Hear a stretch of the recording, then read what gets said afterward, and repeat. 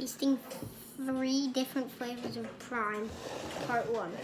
So we got strawberry watermelon, grape, and ice pop. These are all open, so I'm not wasting them.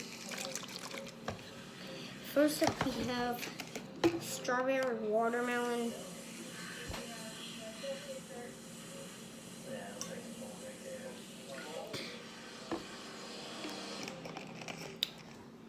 It kind of tastes like strawberry banana, honestly.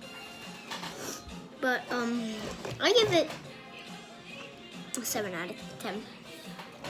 Okay, next up we have grape. I usually don't like grape juices and stuff, so I don't think this will be good.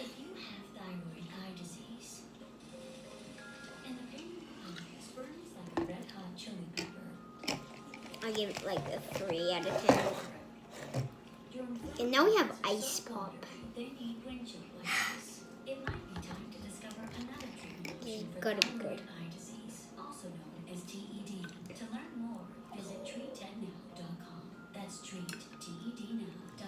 9.5 out of 10. Well, that's the PrimeTaste test.